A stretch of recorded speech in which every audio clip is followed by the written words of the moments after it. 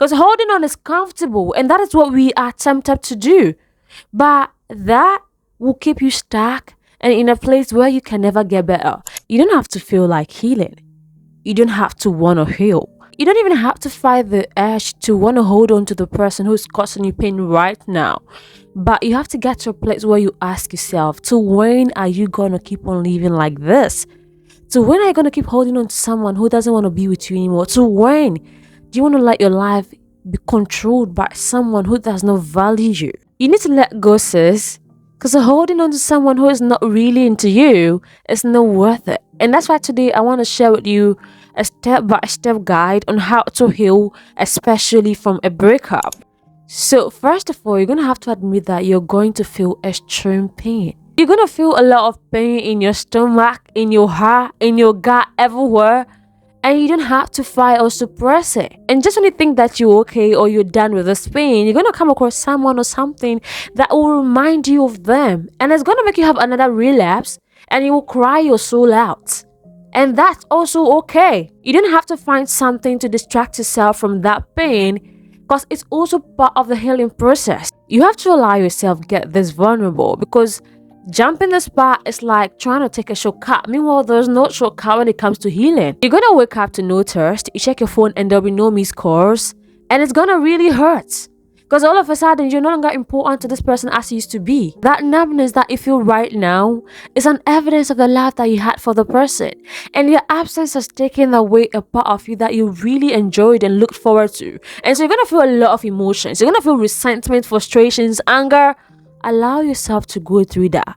Allow yourself to be in the gut for a while. Allow yourself to soak in your emotions and really let them. If you want to cry, cry. For me, if I want to cry, I just get into my room and I cry my heart out. Because I know that allowing myself to cry is like me in a dittle in a car. Oh, those tears are going to wash away every pain in my soul. So I no longer feel the impact as I used to. And you need to let yourself go through it. Because if you're going to have to heal and put yourself out there, anybody who chooses to be with you deserves the best version that you can offer them.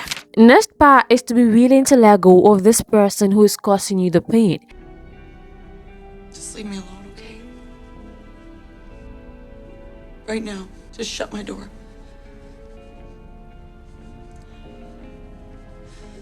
Listen.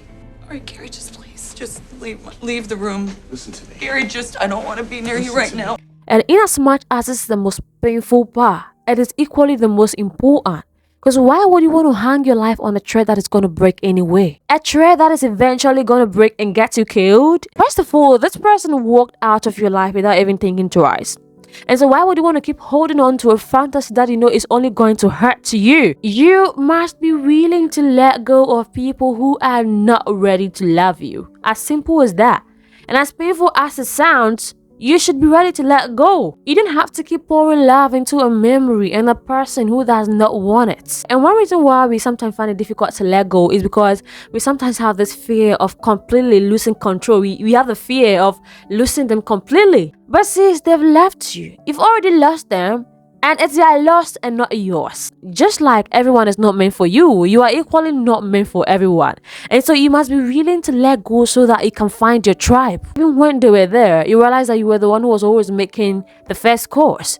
You were the one who was always reaching out. You were the one who was always trying to make things work. So now that you're gone, you should be thanking God. Because now you can preserve your efforts and use them on people who really want you to be there for them. At this time, what you feel is no longer love. It is attachment to what you wish could be true. The more you hold on to this idea, the more you rob yourself of connections to people who could actually show you real love. People who are willing to make initiatives. People who are willing to be there for you without you having to prove yourself every single time. They chose themselves, and now it's your job to start looking out and after yourself. You should be willing to face what will happen if you should completely let them go.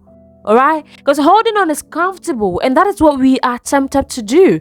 But that will keep you stuck and in a place where you can never get better. And if you really want to heal from this pain, you have to choose to be better. Next up is to get rid of everything that reminds you of them. And this is easier said than done, okay? Because you had a whole life with this person. And so It's completely impossible to literally get rid of every memory, everything, whatever you did to get out of this person. It's completely impossible to get rid of all of them. But you can start where you have control. So one thing that I do when I break up with someone is that I'm going to delete every contact of yours. I'll delete every person that is connected to you who's going to remind me of you.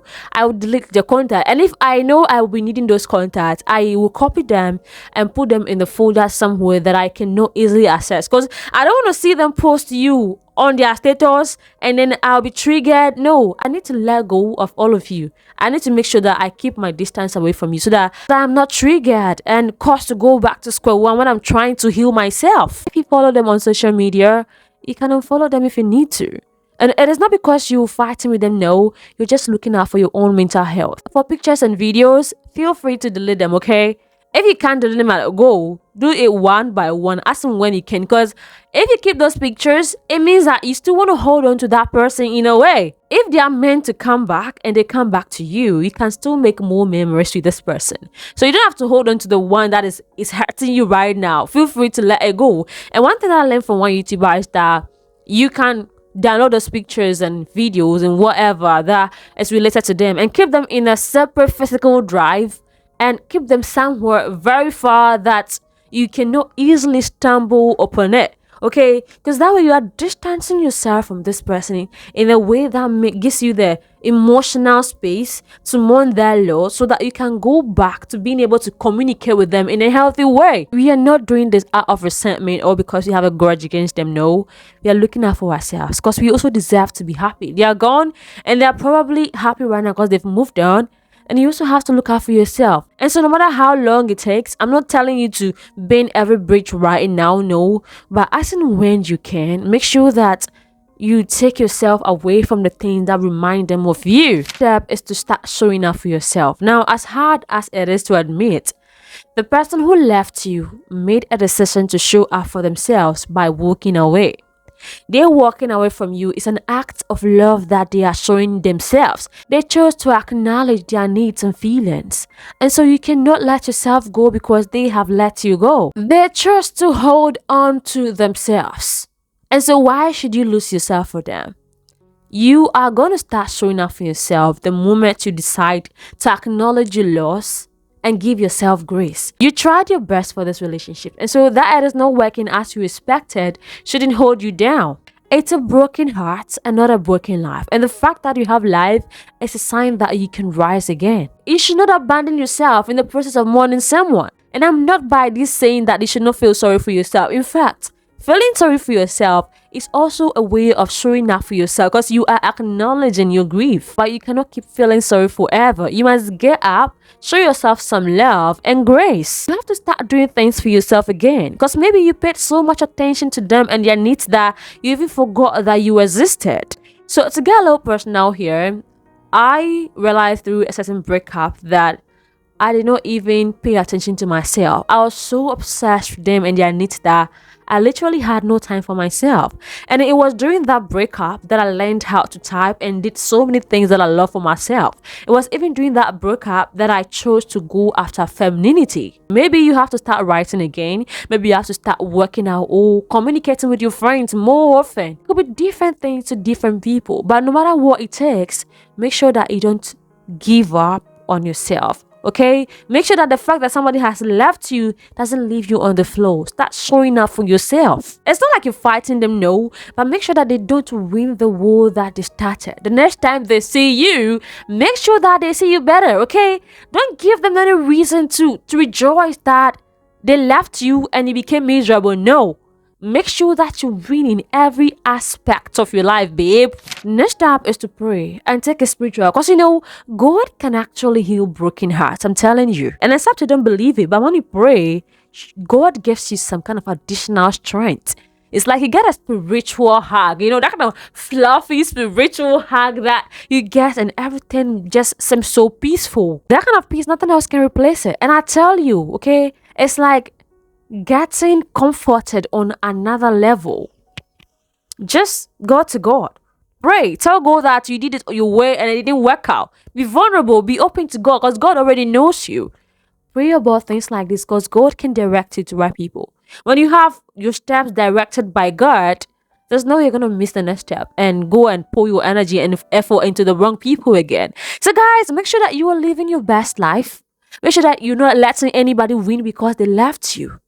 Make sure that you have made a decision to be better for yourself and this gang because we are rooting for you. All right. Thank you so much for watching. Don't forget to watch another video and to see you next time. Take care of yourself.